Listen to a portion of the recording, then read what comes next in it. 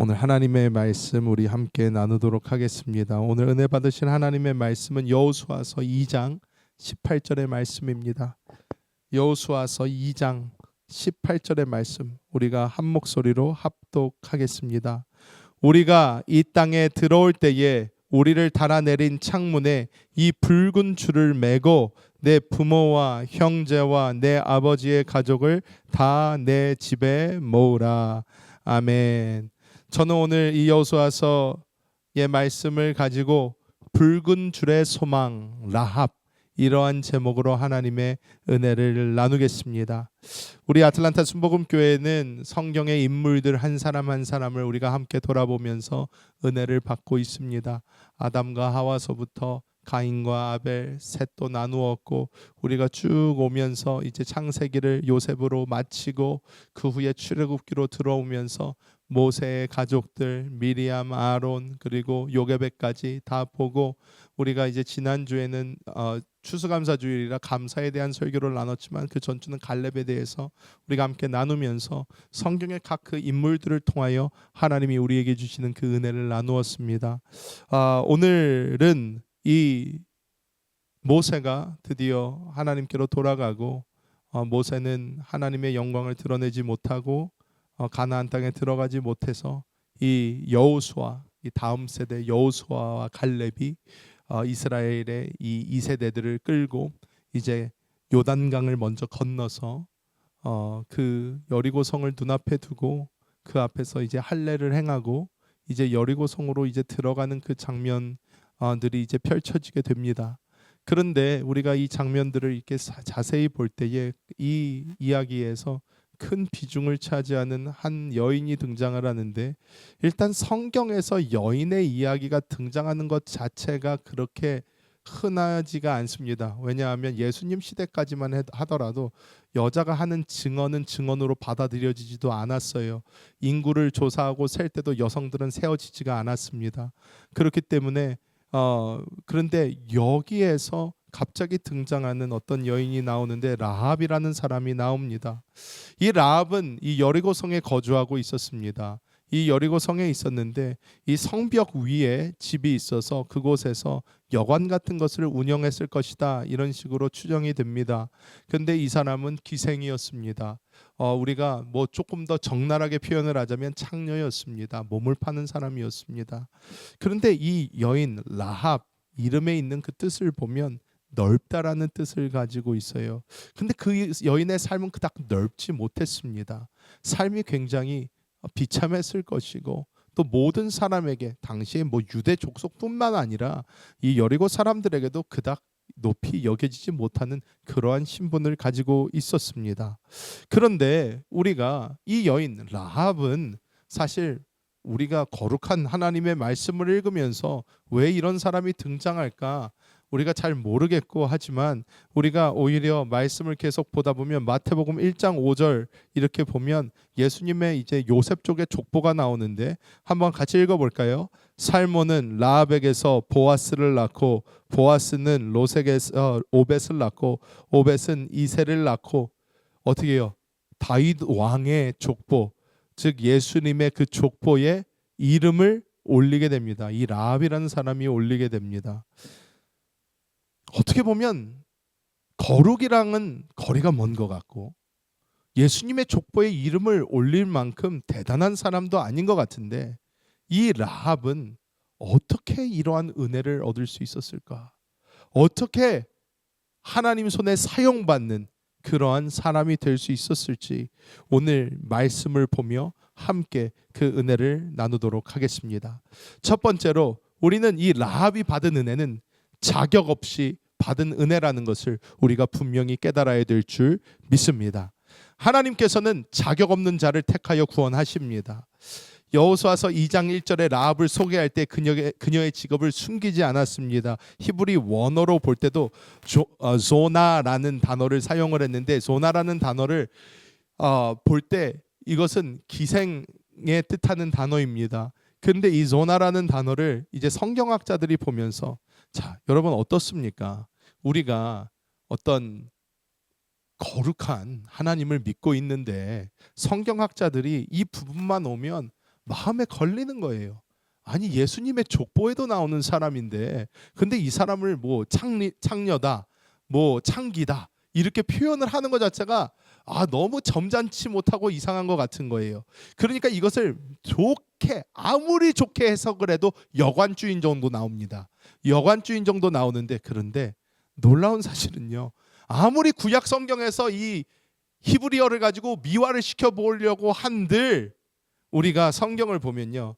히브리서와 야고보서에 이 라합에 대해서 설명을 하는데요. 자, 히브리서 11장 31절 우리가 함께 읽어볼까요? 믿음으로 기생 라합은 정탐꾼을 평안히 영접하였으므로 순종하지 아니한 자와 함께 멸망하지 아니하였도다. 자, 여기서 뭐라고 나오죠? 기생 라합.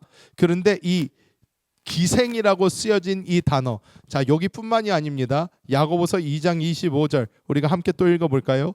또 이와 같이 기생 라합이 사자들을 접대하여 다른 길로 나가게 할 때에 행함으로 의롭다 하심을 받은 것이 아니냐 이렇게 나옵니다.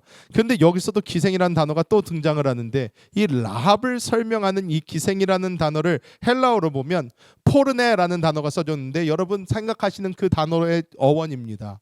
어떻게 보면 이 사람은 기생이다, 몸 파는 사람이다 너무나 확실하게 말하고 있어요. 자, 보통 역사는 승자에 의해서 쓰여진다고 합니다. 그래서 이 역사를 작성을 할 때에 미화시키려는 작업이 많습니다. 그런데 성경은요, 이 라합 예수님의 족보에도 들어간 사람인데 이 사람이 기생이었다는 사실을 숨기지 않고 계속해서 반복적으로 우리에게 말씀해주고 있어요. 그 이유가 무엇일까요? 이것은 하나님의 구원이 인간의 도덕적 탁월함이나 고귀한 신분에서 시작되지 않는다는 것을 우리에게 분명하게 말씀하고 있는 것입니다. 우리는 지금 이 자리에 앉아서 하나님을 예배하고 있습니다. 예배하고 있으면서 우리는 또 살아가면서 생각할 수 있어요. 그래도 나 정도면 괜찮은 사람이니까, 나 정도면 착하게 살았으니까, 그래도 나는 지금 열심히 하나님을 믿고 있으니까 하나님이 나를 구원해 주셨지 라는 생각을 가질 수 있습니다. 하지만 여러분 천만의 말씀입니다. 하나님께서는 우리를 구원하실 때에 우리의 그 무엇도 바라보지 않으시고 우리를 하나님의 은혜 가운데 우리에게 구원의 손을 내밀어 주신 줄 믿습니다. 우리가 잘해서 그런 거 아닙니다. 우리가 착해서 그런 것도 아니에요. 우리가 뭔가 올바른 행동을 했기 때문에 한 것도 아닙니다. 일방적인 하나님의 은혜였습니다. 여러분 우리는 또 예수를 믿으면서 많이 우리가 착각하게 되는 부분 자체가 우리가 막 열심히 하고 또 열심히 살고 착하게 살고 어떻게 살면 내가 하나님 앞에 조금 더 나아지겠지라는 어떤 생각을 가질 수 있는데 여러분 우리는 예수님께서 이 땅에 오셨을 때 하신 말씀을 잘 기억해야만 합니다. 예수님이 이 땅에 오셨을 때 어떤 사람들이 욕을 제일 많이 먹었나요? 신약 성경 조금만 읽어보시면 답이 다 나와요. 예수님이 사실 사람들한테 별로 나쁜 소리 안 하셨어요. 예수님은 대부분 좋은 말씀 하셨습니다. 심령이 가난한 자가 복이 있다 막 그러면서 그런 말씀 많이 하셨어요. 그런데 예수님이 이 독사의 자식들아 회칠한 무덤들아 하면서 욕을 하신 사람들은요 다름이 아닌 바리새인들 이런 사람들이었어요. 근데 여러분 우리가 그래서 저도 어려서부터 저는 모태신앙이지만 자라면서 성경을 읽으면서 바리새인들이 나쁜 사람들인 줄 알았어요. 아주 천하의 몹쓸 사람들인 줄 알았습니다. 왜? 예수님이 그렇게 욕을 하시는데 그럼 이 사람들은 좋은 사람일 수가 없다 생각을 했어요. 근데 여러분 바리새인들은 어떤 사람인지 아십니까? 자신들이 시간을 정해놓고 일주일에요 이틀 이상 금식을 했던 사람들입니다. 그리고 이 사람들은요 하루에 시간을 정해놓고 하나님 앞에 늘 기도했던 사람들이에요. 뿐만 아니라 하나님의 말씀을 목숨을 걸고 외웠던 사람들이고요. 하나님의 말씀을 쉬지 않고 읽었던 사람들이고요. 뿐만 아니라 하나님의 율법을 지키기 위해서 발버둥을 치며 살았던 그런 사람들입니다. 어떻게 보면 그 당시에 그 바리새인들을 보면 겉모습으로 볼 때에 하나님이 이 땅에 오신다면 제일 먼저 칭찬해주고 안아줘야 될 사람들이 이 바리새인들 같아요. 그런데 예수님이 오셔서 예수님에게 가장 많이 꾸지람을 듣고 가장 많이 욕을 먹었던 사람들이 바로 다름이 아닌 이 바리새인들이었다는 거예요. 왜 그랬을까요? 그 이유가 무엇일까요? 바리새인들은 행실로서 자기의 노력으로 하나님의 구원을 이루고자 했습니다. 그래서 자기가 만든 그 율법에서의 하나님을 섬겼어요. 그리고 그 하나님이 이 땅에 오셔서 자기가 목숨처럼 생각하는 그 말씀 그 자체이신 그리스도가 이 땅을 밟고 말씀을 하시는데 그 말씀에 자기가 이해하는 하나님의 말씀으로 반박을 해버립니다. 예수님 보고 하나님을 망령되게 하는 자다, 신성 모독하는 자다 해서 십자가에 못 박아버린 그런 사람들입니다. 이 바리새인들이에요. 그 사람들이 목숨처럼 지킨다고 그러던 이 하나님의 말씀이 살아서 이 땅에 오셨는데 그 말씀을 듣지를 못합니다. 왜요? 자기들이 스스로의 종교를 만들었어요. 하나님 없는 신앙생활을 했다는 것입니다. 하나님은 없어요. 기도를 하는데도 하나님 계시지 않고, 금식을 하는데도 하나님 계시지 않고, 말씀을 읽어도 하나님 없이 말씀을 읽고, 이 모든 것은 의미가 없다라는 것입니다. 의미가 없어요.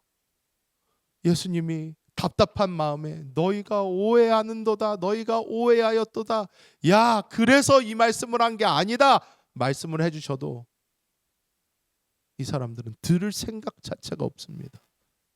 하나님이 설명을 해주시는데도 안 들으려고 그래요. 우리가 알아야 되는 것이 있습니다. 예수님께서 그러한 바리새인들, 자신의 종교, 나의 열심, 나의 노력 붙잡고 있는 그 사람들에게 뭐라고 하십니까? 마태복음 21장 31절 이렇게 말씀을 하십니다. 예수께서 그들에게 이르시되 내가 진실로 너희에게 이르노니 세리들과 창녀들이 너희보다 먼저 하나님의 나라에 들어가리라 이렇게 말씀을 하세요. 우리는 우리의 노력으로 구원받지 않는다는 그 사실을 철저하게 알아야 됩니다. 은혜밖에 없다라는 것을 우리는 철저하게 깨달아야 돼요. 이 구원은 전적으로 하나님의 선물입니다. 선물이에요. 우리가 에베소서 2장 8절에서 9절 함께 읽어볼까요? 너희는 그 은혜에 의하여 믿음으로 말미암아 구원을 받았으니 이것은 너희에게서 난 것이 아니요 하나님의 선물이라. 행위에서 난 것이 아니니 이는 누구든지 자랑하지 못하게 함이라. 이렇게 말씀을 합니다. 제가 여기까지만 딱 얘기하고 넘어가면 많은 성도님들이 착각을 하실 수가 있어요. 아, 목사님 기도하지 말라는구나, 좋게 살지 말라는구나, 마음대로 살아도 되겠구나 오해하실 수도 있습니다. 자, 정확하게 말씀을 드립니다. 우리는 종교를 가진 사람들이 아닙니다. 우리는 살아계신 하나님을 믿는 사람들이에요. 이거의 차이가 무엇인가? 종교는 하나님이 없어도 하나님을 섬길 수가 있어요. 내가 나의 법을 만들고 내가 나의 규칙을 만들고 내가 나의 어떠한 길을 만들어 놓고 자 이렇게 하면 돼, 성경에 그렇게 써 있어 하면서 내가 하나님이 받으시든 안 받으시든 하나님과의 교통 없이 하나님과의 무엇 없이 그냥 나 혼자 하나님을 믿어보겠다고 하는 그것이 종교입니다. 여러분, 우리는 종교 생활하는 사람들 되면 안 됩니다. 왜냐? 종교는 역사를 통해서도 정확하게 우리에게 알려주고 있는 것이 하나님 없는 종교는 전쟁을 만들고요, 하나님 없는 종교는 싸움을 만들고요, 하나님 없는 종교는 서로 죽이고 서로 해칩니다. 하나님 없는 종교는 사람들을 죽이고 멸망시키지 절대로 생명을 주지 못합니다. 우리는 오직 그리스도 예수 그 한 분만 붙잡아야 됩니다. 다른 것 없습니다. 다른 진리 없고요, 다른 데 생명 없습니다. 우리는 내가 하는 모든 것에 우리가 하나님 앞으로 나아갈 때마다 사단은 이야기합니다. 너는 안 돼, 너는 부족하다, 너는 연약하다, 너는 안 된다. 여러분, 제가 짧게 간증을 해드리면, 제가 이 전 교회에서 사역을 할 때에 한국에서 사역을 할 때에 이제 중국에서부터 하나님께서 저에게 주셨던 은혜 중에 하나가 축사 사역이었어요. 귀신을 쫓는 사역입니다. 그 사역을 많이 했습니다. 그래서 중국에서 여러 축사 사역을 했어요. 근데 너무나 재밌는 게 이 중국에서 축사 사역을 할 때는 진짜 너무너무나 쉬웠습니다. 왜? 정말로 제가 하는 게 없었어요. 가서 손만 얹으면 나갔어요. 그냥 그게 그래서 툭하면 나가고 툭하면 나가고 툭하면 나가니까 아 그냥 손 얹으면 나가는구나 생각할 정도로 너무나 쉽게 귀신들이 나갔습니다. 근데 이제 한국에서 사역을 하는데 중국에서 제가 한 사역을 이제 아시는 이제 목사님께서 자 이제부터 우리 교회에 귀신 들린 사람들이 오면 다 김남식 목사에게 보내라 해서 제가 축사 담당이 됐어요. 담당이 돼서 우리 교회에서 이제 귀신 들린 사람들이 오면 다 저한테 보냅니다. 그럼 제가 들어가서 이제 방에다가 놓고 이제 기도를 하죠. 기도를 하는데 한국에서 기도를 하는데 야 귀신들이 안 나가요. 와 진짜 안 나가요. 얼마나 안 나가는지 저는 처음에 당황했습니다. 왜? 지금까지 너무 잘 나갔거든요. 툭하면 나가고 툭하면 나가고 툭하면 나가고 오케이 됐어. 기도하면 돼. 딱딱딱 했는데 한국에 와서 막 어떤 목사님이 뛰어와요. 아 목사님 귀신 들린 사람이 왔습니다. 목사님 빨리 와보세요. 아 예 알겠습니다. 갔어요. 갔더니 어떤 애가 이렇게 앉아 있어요. 앉아 있길래 제가 딱 보고 아 예 얼마 오래 안 걸리니까 뭐 계셔도 됩니다. 그런 다음에 딱 잡은 다음에 나사렛 그리스도 예수님의 이름으로 명하노니 더러운 귀신아 나가 그랬어요. 그랬더니 갑자기 걔가 딱 안 나가 그러는 거예요. 잠깐만요. 야야 너가 지금 제대로 못 들은 것 같아. 내가 얘기했잖아. 나사렛 그리스도 예수님의 이름으로 명하니까 나가 그랬어요. 안 나가 그래요. 이게 아닌데? 야 정신 차려. 예수님의 이름으로 나가라 그러면 너 나가는 거야. 뭐 안 나가 안 나가 뭐 넌 못해 그거 나가 그냥 그랬더니 안 나가 그래요. 잠깐만 나가보라고 저기 목사님 이제 나가봐요. 내가 끝장을 봐야지. 너 이리 와봐. 그런 다음에 막 쫓았어요. 1시간 한 반 정도 기도했던 것 같아요. 그런 다음에 결국은 거품 물고 쓰러지고 뭐 해가지고 했어요. 근데 너무 힘든 거예요. 뭐 이렇게 안 나가? 뭐 이렇게 안 나가? 근데 제가 축사 사역을 하다가 너무 재밌는 순간이 있었어요. 무슨 순간이었냐면 이 순간이었습니다.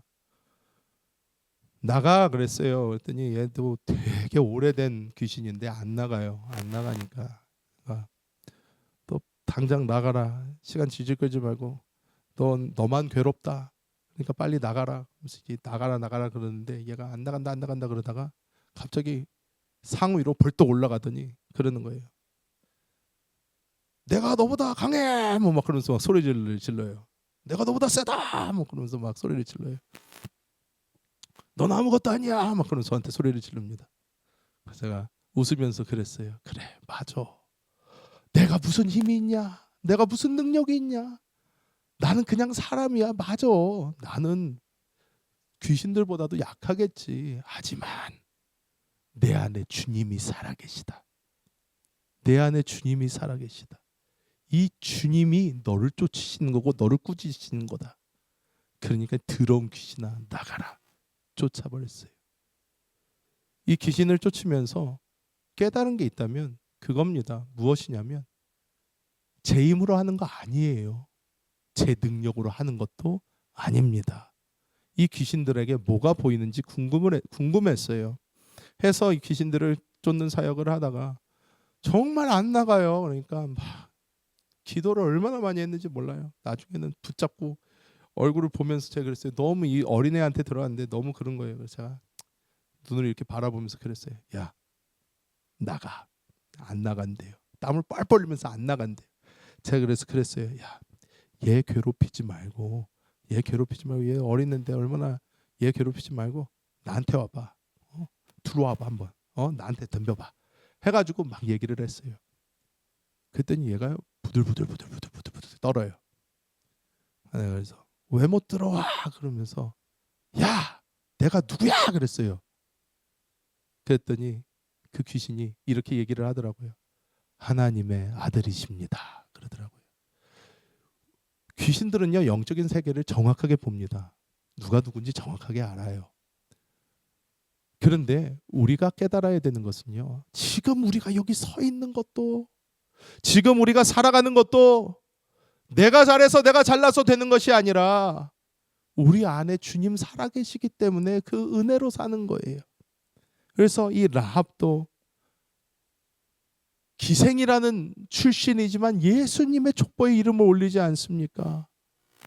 나는 뭐 때문에 안 된다. 나는 이것 때문에 안 되고 나는 저것 때문에 안 된다. 하나님이 부르셔도 주님 저는 이것 때문에 안 되고요. 저것 때문에 안 되고요. 나는 이게 또 없고 저것도 없고 이게 아니라 주님 은혜로 나를 구원해 주셨으니 주의 은혜 가운데 나를 사용하여 주옵소서 하며 나아가시는 우리 모든 성도님들 되시기를 예수님의 이름으로 축복합니다. 자, 두 번째로 우리는 라합을 통해서 배워야 되는 게 말씀을 듣고 믿음으로 결단하는 것을 우리는 배워야 한다는 것입니다. 자, 라합이요. 이 정탐꾼들이 들어와서 정탐꾼들과 얘기를 하는데 정탐꾼들에게 이런 얘기를 합니다. 내가 너희 하나님이 어떠한 하나님인지에 대해서 들었다는 거예요. 들었다. 홍해를 가르고 지금까지 이스라엘 백성을 인도해내서 광야 가운데도 먹여 살리시며 지금까지 모든 족속을 다 무찌르고 여기까지 오게 하신 그 하나님의 소리 소문을 내가 다 들었다라는 거예요. 자, 그런데 여기에서 재밌는 것은요. 라합도 들었고 가나안 사람들도 들었어요. 그래서 라합이 얘기를 해줍니다. 우리 민족들이 그 마음이 간장이 다 녹았다는 거예요. 왜? 두려움에 덜덜 떨고 있대요. 하나님이 어떠한 일을 하셨는지 들었으니까. 들었는데 자, 한 그룹은 두려움에 그냥 떨고 있었고요. 라합은요 마음의 결단을 했어요. 무슨 결단을 합니까? 이 하나님이 진짜 하나님이다. 이 하나님이 나를 구원할 수 있는 하나님이고 이 하나님이 정말 참되신 하나님이다. 이것을 이 라합은 알았다는 거예요. 이것이 어떻게 해요? 들음으로부터 시작을 했습니다. 로마서 10장 17절 함께 읽어볼까요? 그러므로 믿음은 들음에서 나며 들음은 그리스도의 말씀으로 말미암았느니라. 아멘. 여기서 라합은 들었어요. 듣고 그것이 라합에게 믿음이 됐어요. 믿음이 되어서 라합은 결단을 한 거예요. 내 목숨 위험해질 수 있지만 나는 온전한 하나님 믿어야 되겠다. 이스라엘 백성들이 쳐들어오면 그 하나님은 이 성을 함락시키시고도 남는다. 그러니까 나는 줄을 잘 서야 된다. 나는 하나님의 사람 돼야지 하고 이 이스라엘 사람들을 도와서 정탐꾼들을 도와서 도망가게 해주고 이 사람은 줄을 갖다가 똑바로 서게 되는 거예요. 하나님의 줄을 잡게 되는 것입니다. 이 사람은 그런 삶을 살았어요. 그리고 이것이 보여주는 것이 무엇입니까? 그냥 듣고 깨닫고 아는 것에서 끝나는 것이 아니라 이 사람은 들었고 믿음으로 돼서 그 믿음을 어떻게 해요? 자신이 보여줬어요. 어떻게 보여줘요? 그 정탐꾼들을 숨겨주고 정탐꾼들을 도망가게 해줬어요. 정확하게 그 믿음을 표시한 것입니다. 야고보서 2장 25절 26절 함께 읽어보면 이렇게 말씀합니다. 또 이와 같이 기생 라합이 사자들을 접대하여 다른 길로 나가게 할 때에 행함으로 의롭다 하심을 받은 것이 아니냐. 영혼 없는 몸이 죽은 것 같이 행함이 없는 믿음은 죽은 것이니라. 자, 여러분 헷갈릴 수가 있어요. 목사님 처음에 계속해서 믿음으로 행함이 아닌 믿음으로 받는 것이다. 믿음으로 받는 것이다. 근데 이것은 무슨 말씀입니까? 이게 무슨 말이냐면요. 내가 믿으면요. 믿는 것은요. 자연스럽게 행동으로 나오게 된다라는 거예요. 자연스럽게 행동으로 나옵니다. 내가 열심히 해서 뭐를 얻어내려는 것이 아니라 내가 하나님을 믿었더니 나의 삶 가운데 그 믿음이 보여진다라는 거예요. 나타난다라는 것입니다. 자, 이 라합은요, 자기가 하나님을 마음으로 믿고 그 하나님의 백성이 왔을 때에 그 정탐꾼들을 숨겨줄 뿐만 아니라 무사히 도망가게 해줌으로 자신의 믿음을 보여냈다는 것이다. 말씀을 듣고 믿음으로 결단하는 삶을 살았다는 것입니다. 여러분, 우리는 이 땅을 살아가면서 여러 가지 소리 소문을 듣습니다. 요즘은 이렇게 살아야 된대. 뭐 자녀 교육은 이렇게 시켜야 된대. 뭐는 어떻게 해야 된대. 여러 가지 소문이 듣습니다. 우리 한국 사람들이요, 이것에 굉장히 약합니다. 굉장히 약해요. 한국 사람들은 정말로 뉴스 한번 뭐가 나오면 그게 없어집니다. 이게 무슨 말이냐면 파가 몸에 좋다. 이 뉴스 나오잖아요. 다음 날부터 파가 없어요. 쫙 사라져요. 그런데 몇 달 있다가 알고 보니 파가 몸에 별로란다. 그런데 또 뭐가 다른 게 좋다고 그래요. 계속 돌면 계속 그게 동나요. 그래서 옛날에 제가 이 학교에서 공부할 때 한국어 그 교수님 이 조지아대에 계셨는데 그 교수님이 우리나라 사람들은 하도 뭐가 좋다고 그러면 그게 그대로 사라져 버려 가지고 우리나라 사람들한테 바퀴벌레가 몸에 좋다 그러면 바퀴벌레가 이 지구에서 없어질 수도 있다고 이렇게 얘기를 하셨어요. 근데 중요한 건 무엇이냐? 우리가 무엇을 듣고 우리가 그것을 행동에 옮기는 것이 우리가 듣고 어떤 것, 세상의 음성을 들을 것인가? 하나님의 음성을 들을 것인가?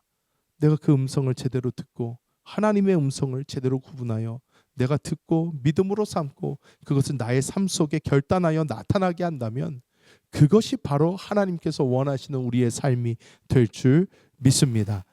일본에 옛날에 사형수 이시도키치라는 사람이 있었다고 합니다. 이 사람은 되게 악명 높은 범죄 조직에 있으면서 많은 사람을 죽이고 또 범죄를 저질러서 사형 선고를 받은 그런 사람이었어요. 근데 이 사형 선고를 받게 된 사람에게 선교사 2명이 성경책을 넣어줍니다. 신약 성경을 이렇게 넣어줬는데 이렇게 있다가 이건 뭐야? 그러다가 펴가지고 휴지로 써야 되겠다고 한 장을 쫙 찢었어요. 그래가지고 휴지로 쓰려고 딱 보는데 한 구절이 자기 눈에 확 들어왔어요. 누가복음 23장 34절의 말씀입니다. 이에 예수께서 이르시되 아버지 저들을 사하여 주옵소서 자기들이 하는 것을 알지 못함이니이다. 이 말씀이었어요. 이 사람이요 맨 처음에는 콧웃음을 쳤습니다. 무슨 이런 말이 있어? 무슨 다른 사람들을 용서해줘? 왜 용서해줘? 그런데 갑자기 이 말씀이요 점점 자기 속에 들어오더니 자기의 심령을 찌르기 시작했어요. 나중에는 그 때문에 견딜 수가 없게 돼서 땅바닥에서 펑펑 울면서 통곡하며 회개하는 역사가 일어났습니다. 하나님 지금까지 나는 어떤 삶을 산 것입니까?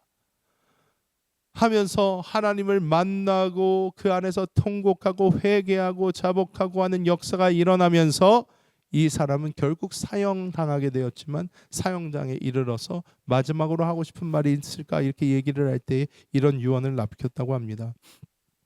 나의 육체는 죽으나 나의 영혼은 지금 주님을 만나러 갑니다. 나는 지금 이 세상 누구보다 행복합니다. 이런 말을 하고 사형장의 이슬로 사라져 버렸습니다. 근데 우리가 알아야 되는 것은 이 사람을 이렇게까지 변화시켜서 평안하게 죽음을 맞이하게 했던 것이 무엇입니까? 하나님의 말씀이었다는 거예요.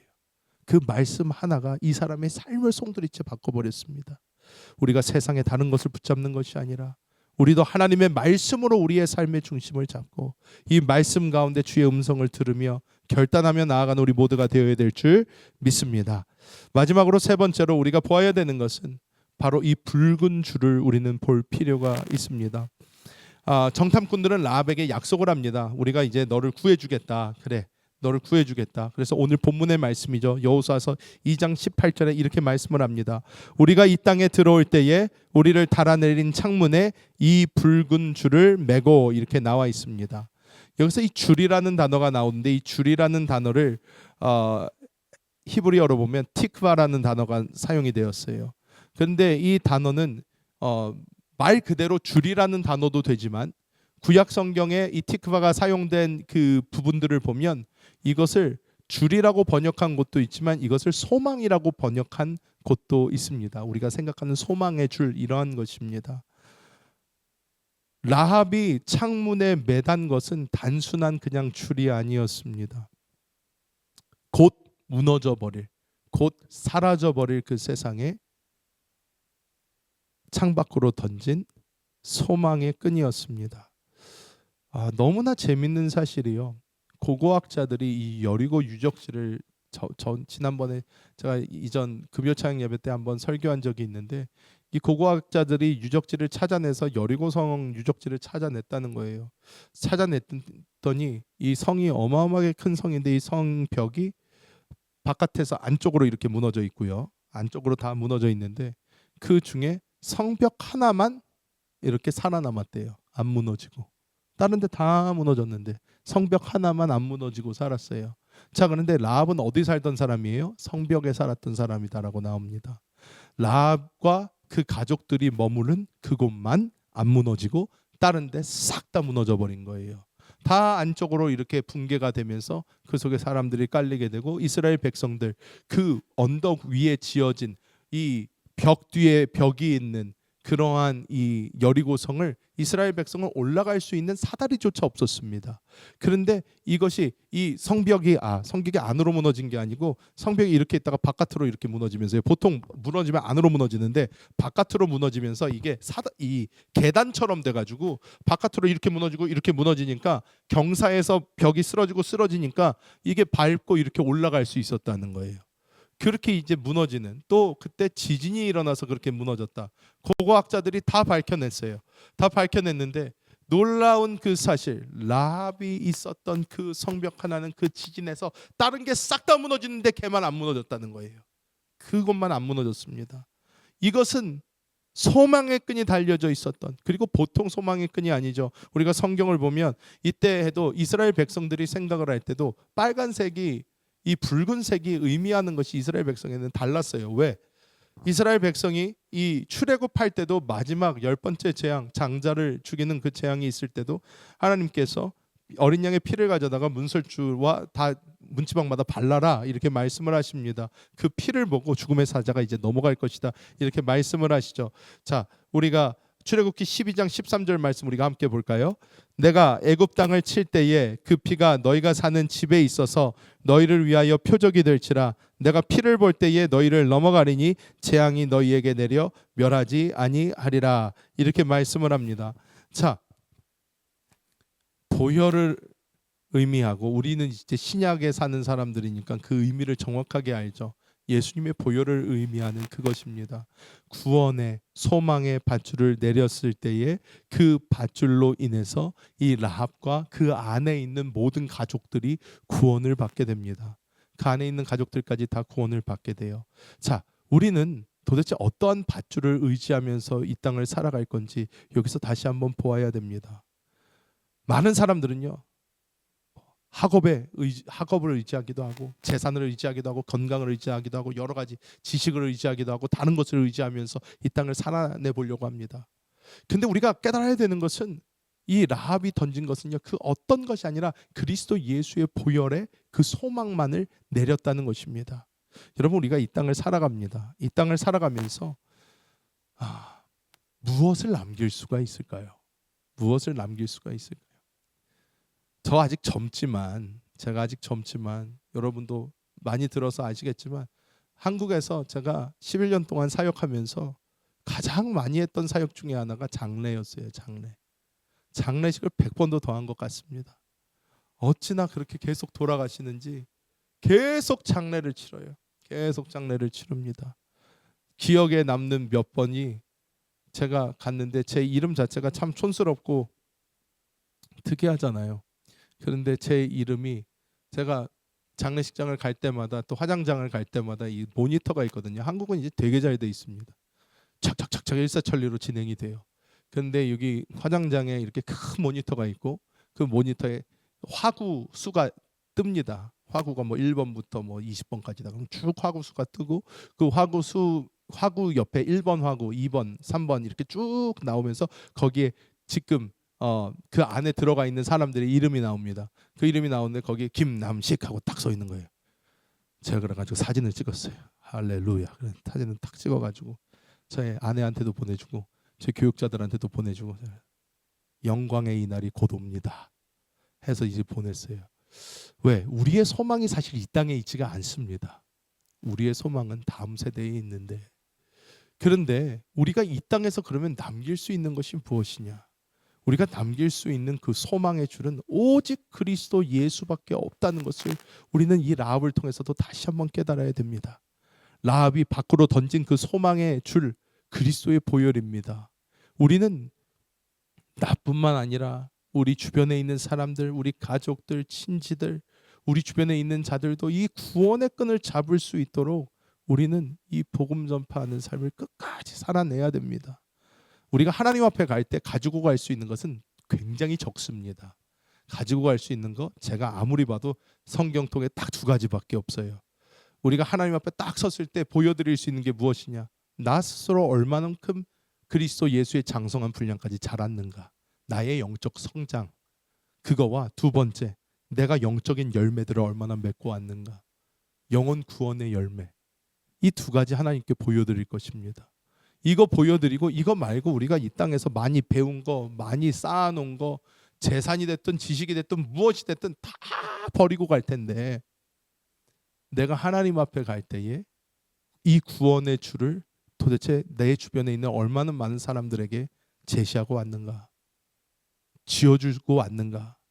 우리는 하나님 앞에 반드시 서게 될 것입니다. 그래서 우리는 이 심판받을 세상, 무너져가는 세상에서 이 구원의 방주 안에서 사람들을 구원시키는 그러한 사명을 끝까지 감당해내야 될 줄 믿습니다. 말씀을 맺도록 하겠습니다. 우리가 잘 알듯이 이 라합은 정말로 천한 출신임에도 불구하고 예수님의 족보의 이름을 이렇게 올리게 되는 영광을 누리게 됩니다. 우리도 이 땅에 살아가면서 정말 하나님의 은혜로 이렇게 구원받았는데, 하나님, 내가 이 받은 은혜를 그냥 은혜로만 갖고 있는 것이 아니라 하나님, 이 들은 하나님의 말씀을 나에게 이 믿음으로 작용시켜 주시고 이 믿음대로 살아가는 삶을 허락하여 주시며, 나의 삶을 통하여 내가 그리스도 예수의 이 희망의 구원의 밧줄을 많은 이들에게 줄 수 있도록 주여 도와주옵소서 하는 그런 삶이 우리의 삶이 되어야 될 줄 믿습니다. 그렇다면 우리의 이름은 하나님의 생명책에서 영원히 빛나게 될 줄 믿습니다.